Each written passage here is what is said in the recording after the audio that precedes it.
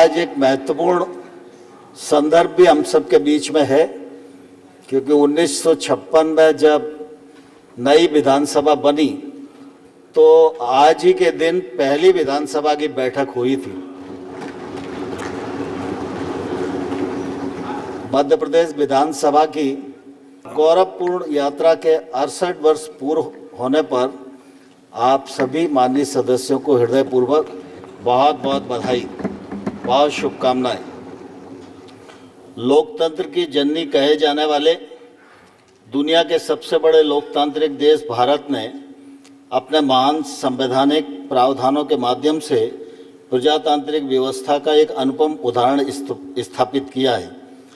लोकतांत्रिक व्यवस्था को सुदृढ़ बनाने में राज्यों के विधानमंडलों की महती भूमिका रही है। हम गर्व के साथ कह सकते हैं कि अपने स्थापना के 68 वर्ष पूर्ण कर रही मध्य प्रदेश विधानसभा का संसदीय परंपराओं के निर्वहन में एक गौरवशाली इतिहास रहा है। 15 अगस्त 1947 को स्वतंत्रता प्राप्ति के उपरांत जब 1956 में राज्यों का पुनर्गठन हुआ तो मध्य प्रदेश एक राज्य के रूप में अस्तित्व में आया। इसके घटक राज्यों में मध्य प्रदेश, मध्य भारत, विंध्य प्रदेश एवं भोपाल थे, जिसकी अपनी अपनी विधानसभाएं थीं। पुनर्गठन के पश्चात चारों विधानसभाएं एक विधानसभा में समाहित हो गईं एवं 1 नवंबर 1956 को नई विधानसभा अस्तित्व में आई एवं इसका पहला अधिवेशन 17 दिसंबर 1926 को प्रारंभ हुआ। मध्य प्रदेश विधानसभा के प्रथम अध्यक्ष पद्म विभूषण स्वर्गीय कुंजीलाल दुबे जी ने सदन में अपने पहले अध्यक्षीय संबोधन में विश्वास जताया था कि मध्य प्रदेश देश का गौरव बनेगा। प्रदेश की विधानसभा संसदीय नियमों के निर्वहन में एक मिसाल कायम करेगी। आज 68 वर्ष उपरांत मुझे कहते हुए बहुत संतोष और हर्ष होता है कि इन 7 दशकों में मध्य प्रदेश की विधानसभा ने भारत के संसदीय इतिहास में अपना नाम स्वर्णाक्षरों में अंकित किया है। 7 दशक के इस कालखंड में विधानसभा ने प्रदेश के विकास और यहाँ के नागरिकों के कल्याण के लिए कई ऐतिहासिक निर्णय लिए हैं। वे सरकारों के माध्यम से धरातल पर उतरे हैं और आज जब हम प्रधानमंत्री नरेंद्र मोदी जी के नेतृत्व और मार्गदर्शन में विकसित भारत के संकल्प की सिद्धि में द्रुत गति से जुटे हैं, उस समय स्वर्गीय कुंजीलाल जी के शब्दों में मध्य प्रदेश देश का गौरव बन रहा है। यह हमारे लिए प्रसन्नता का क्षण है। भारत को लोकतंत्र की जननी कहा जाता है क्योंकि यही वह भूमि है जहां शासन व्यवस्था में लोकतांत्रिक मूल्यों का सर्वप्रथम बीजारोपण हुआ। ऋग्वेद और अथर्ववेद सबसे पुराने उपलब्ध पवित्र ग्रंथ में सभा, समिति, संसद जैसी भागीदारी वाली संस्थाओं का उल्लेख होता है, जिनमें अंतिम शब्द अभी प्रचलन में हैं, जो हमारी संसद को दर्शाता है। रामायण और महाभारत इस भूमि के महान महाकाव्य भी इस निर्णय लेने में लोगों को शामिल करने की बात करते हैं। अतएव यह साक्ष्य प्रमाणित तथ्य है कि भारत लोकतंत्र की जननी है। स्वतंत्रता के उपरांत एक सुदृढ़ संघीय किंतु विकेंद्रित लोकतांत्रिक व्यवस्था के आयामों में केंद्र एवं राज्यों की अपनी अपनी सुस्पष्ट भूमिका है।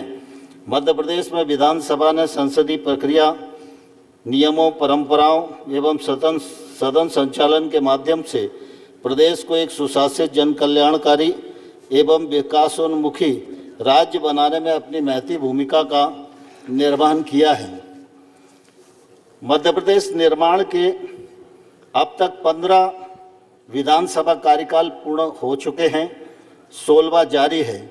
इस कालखंड में मध्य प्रदेश विधानसभा अपने यशस्वी अध्यक्षों, उपाध्यक्षों, मुख्यमंत्रियों, नेता प्रतिपक्ष, मंत्रियों और समिति सभापतियों, सम्मानित सदस्यों एवं विधानसभा सचिवालयीन अधिकारियों के अतुलनीय एवं असाधारण योगदान को सदैव के बल पर सदैव जन कल्याण एवं प्रदेश के विकास को समर्पित रही है। यह उल्लेखनीय है कि मध्य प्रदेश विधानसभा में अब तक 2600 से अधिक सदस्य रहे। 1 नवंबर 2000 को छत्तीसगढ़ राज्य के गठन के पूर्व अविभाजित मध्य प्रदेश विधानसभा में कुल सदस्यों की संख्या 320 थी। विभाजन के पश्चात यह संख्या 230 हो गई। इन 7 दशकों में यह सदन ऐतिहासिक क्षणों का साक्षी रहा है। विधेयकों के माध्यम से प्रदेश के विकास और जन कल्याण के कई निर्णय इसी सदन में हुए हैं। यहाँ प्रदेश हित में गंभीर संवाद हुआ है, पक्ष विपक्ष में सार्थक वाद विवाद हुआ है, तीखी नोक-झोंक भी हुई है, हास परिहास के क्षण भी आए हैं और मध्य प्रदेश विधानसभा के लिए यह गर्व का विषय है। कुछ प्रसंगों को छोड़कर यहाँ सदस्यों ने हमेशा संसदीय मर्यादाओं का ही पालन किया है। मध्य प्रदेश विधानसभा में महिला शक्ति की भी सदैव महत्ता रही है। सदन में महिलाओं की पर्याप्त संख्या एवं महिला सदस्यों को अपनी बात रखने के लिए पर्याप्त समय एवं स्थान प्रदान किया जाता है। यह भी उल्लेखनीय तथ्य है कि मुख्यमंत्री के रूप में सुश्री उमा भारती एवं नेता प्रतिपक्ष के रूप में स्वर्गीय श्रीमती जमुना देवी जी ने महिला नेतृत्व को सदन में प्रबल किया है। वर्तमान में कुल 27 महिलाएं सदन की सदस्य हैं। विधानसभा में प्रत्येक सत्र में प्रति मंगलवार को प्रश्नकाल में महिलाओं एवं प्रथम बार निर्वाचित माननीय सदस्यों के प्रश्न लिए जाने का निर्णय किया गया। आज के दिन मंगलवार को भी प्रश्नकाल में हमारी 7 महिलाओं ने 7 तारांकित प्रश्न के जवाब सवाल किए। इसी सदन में मुख्यमंत्री लाडली लक्ष्मी योजना का सूत्रपात हुआ। प्रदेश में बालिका सशक्तिकरण और लिंगानुपात में सुधार के लिए पूरे देश में यह विधानसभा मिसाल बनी। निर्भया कांड के पश्चात बलात्कार के प्रकरण में दुष्कर्मी को फांसी की सजा का प्रावधान करने वाली देश की पहली विधानसभा मध्य प्रदेश ही थी। राष्ट्रीय शिक्षा नीति हो या देश में एक कर की भावना से परिपूर्ण जीएसटी हो, संसद के जनहित के हर निर्णय को प्रदेश में वैधानिक सहमति प्रदान करने में मध्य प्रदेश विधानसभा की भूमिका अग्रणी रही है। मध्य प्रदेश विधानसभा जन सरोकारों से जुड़ी रही है। यहाँ आवेदन एवं अभ्यावेदन का उल्लेख करना आवश्यक होगा। मध्य प्रदेश का कोई भी नागरिक जिसका शासन स्तर पर कोई कार्य नहीं हो रहा है और उसके द्वारा शासन के अधिकारियों के समक्ष आवेदन देने के पश्चात भी कार्य का निराकरण नहीं हो पाया है, तो वह आवेदन अभ्यावेदन समिति के समक्ष प्रमाण के साथ कर सकता है। इस पर समिति संज्ञान लेती है। मध्य प्रदेश विधानसभा ने कोरोना के संकट काल में लॉकडाउन के दौरान लोगों को उनके गंतव्य स्थान पर पहुंचाने के लिए मध्य प्रदेश विधानसभा ने बीड़ा उठाया था। इस दौरान विधानसभा ने एक कॉल सेंटर स्थापित किया जिस पर संपर्क करने वाले लोगों को इस विषम परिस्थिति में उनके घर पहुंचाने का कार्य कोरोना काल में किया गया।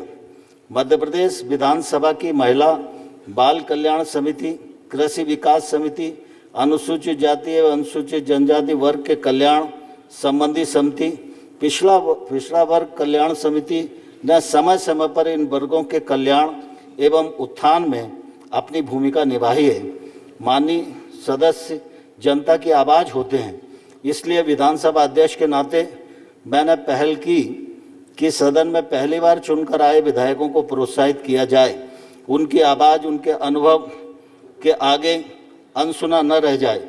सदन की गौरवशाली परंपराओं को बनाए रखते हुए यह व्यवस्था बनाने का प्रयत्न किया कि शून्यकाल की सूचनाओं में पहली बार चुनकर आए विधायकों को सूचनाओं में प्राथमिकता का क्रम सबसे ऊपर रखा जाए। पहली बार निर्वाचित 3 सदस्यों की सूचनाओं को उस दिन स्वीकार किए जाने की व्यवस्था भी दी गई जिस दिन वे प्राप्त हुई। इस कदम को 16वीं विधानसभा में एक नई परिपाटी के रूप में निरूपित किया गया। नवाचार को आगे बढ़ाते हुए एक और व्यवस्था दी गई कि प्रश्न पूछने वाले सदस्यों को विधानसभा का कार्यकाल समाप्त हो जाने के बाद भी अपने प्रश्न का उत्तर मिल सकेगा।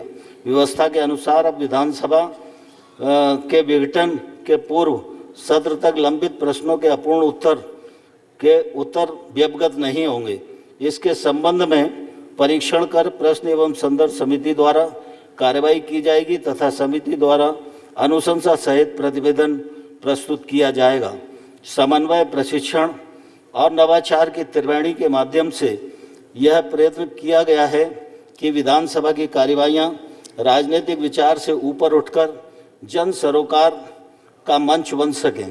प्रौद्योगिकी के हस्तक्षेप से विधानसभा के प्रभावी कार्य को पारदर्शी, त्वरित और जवाबदेह बनाने की दिशा में ई विधान पोर्टल और मोबाइल ऐप एक उल्लेखनीय पहल है। तकनीक के माध्यम से कदम ताल मिलाते हुए ई विधानसभा की प्रक्रिया को अपनाया गया है ताकि पूरी विधानसभा हाईटेक और डिजिटल बनाई जा सके। मध्य प्रदेश विधानसभा का पुस्तकालय बहुत ही समृद्ध इन अर्थों में है कि संपूर्ण भारत में अन्य किसी भी राज्य में विधानसभा के पास इतना बृहद और समृद्ध पुस्तकालय संभवतः नहीं है। प्राचीन ग्रंथों, संदर्भ पुस्तकों, वेदिक साहित्य, इतिहास, पुराण, संसदीय प्रणाली, मानव शास्त्र एवं अनेक विषयों पर भाषाओं में विश्व लेखों की असंख्य पुस्तकों का भंडार है। विधानसभा सदस्यों और शोध छात्रों को प्रचुर साहित्य सामग्री सहज उपलब्ध हो जाती है। 26 नवंबर 2024 को भारतीय संविधान ने गौरवशाली 75 वर्ष पूरे कर लिए हैं। यह संविधान का वह अमृत काल है जिसमें विधानमंडलों की भूमिका रही है। संविधान के 75 वर्ष के अवसर पर यशस्वी प्रधानमंत्री नरेंद्र मोदी जी ने संसद को संबोधित करते हुए 11 संकल्प रखे हैं। इन सभी संकल्पों का पालन एक नागरिक के नाते के साथ साथ विधानमंडल के सदस्य के रूप में हम सभी के लिए करना अत्यंत आवश्यक हो जाता है।